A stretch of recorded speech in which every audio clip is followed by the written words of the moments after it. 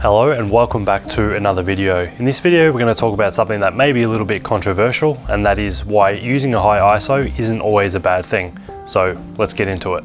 First, let's quickly recap what ISO is. ISO measures your camera's sensitivity to light. A lower ISO like 100 means less sensitivity, while a higher ISO like 3200 or 6400 means more sensitivity. Traditionally, photographers have been taught to avoid high ISOs because it can introduce noise or grain into photos. But here's the thing. So using a high ISO isn't always the enemy. It can be a really powerful tool to improve your photography, especially in challenging lighting conditions. Let's see how. When you're shooting in low light, like at a concert, during a nighttime cityscape, or indoors without a flash, a higher ISO can be your best friend. Without boosting your ISO, you'd have to use a slower shutter speed or a wider aperture, which might not always be ideal. A higher ISO lets you maintain a faster shutter speed, reducing motion blur and helping you capture sharper images.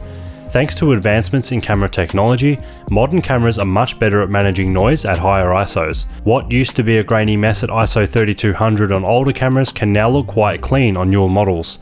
Always make sure to test your camera's ISO performance to understand its limits. So I recently put a reel up on my Instagram and it was showing people how to take astrophotography photos, and in that video I used a reasonably high ISO, which was ISO 3200.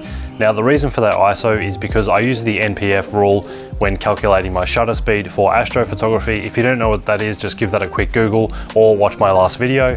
And it basically means that you're dealing with a shorter shutter speeds. So usually when you do astrophotography, a lot of people might use a 30-second shutter or something like that. Whereas in my scenario, I was using a 10-second shutter speed, which means I need to bump my ISO that little bit higher. And a lot of people were surprised and made comments about the ISO being really, really high. But along with those comments, they were pretty surprised at how clean the image was, even at ISO 3200. Admittedly, my final image was made up of a stack of images which is done for noise reduction and detail.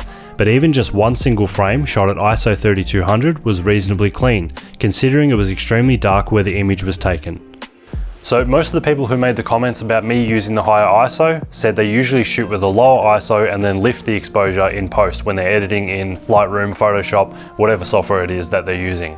This is where the problem lies. If your camera is ISO invariant, it means that if you shoot an underexposed image at ISO 1600 and then you lift it by a full stop in Lightroom, for example, it's almost the same exact thing as shooting that image at ISO 3200. So there really isn't a huge difference whether it's shot correctly in camera or lifted in post when it comes to ISO invariant cameras. However, I usually try to get it right in camera because I still personally believe it leads to better results. Also, my stacking software takes raw files that are unprocessed, so the closer they are to the right exposure, the better. I also think it just makes you a better photographer to get things right in camera rather than saying I'll fix it in post. Most modern cameras are ISO invariant, so in that case it's not such a big deal if you underexpose a little bit, but there are still a lot of cameras out there that are not ISO invariant. What this means is that if you shoot something at ISO 1600 and it's underexposed because you're scared of noise, when you lift that exposure while editing, it's going to look a hell of a lot worse than it did if you just shot it with the right ISO and exposure. Noise isn't always created by a high ISO. Noise often comes from underexposure, or more basically, a lack of light in your image. Yes, it often seems like ISO makes noise worse, but that's just because it's amplifying the lack of light available to the camera. There is basically a low signal to noise ratio. Now obviously we try and shoot with the lowest ISO possible whenever we can, and whatever gives us the right exposure is the correct ISO in my opinion. So if you need to lift it that little bit, if you're shooting in a lower light environment, then definitely do so.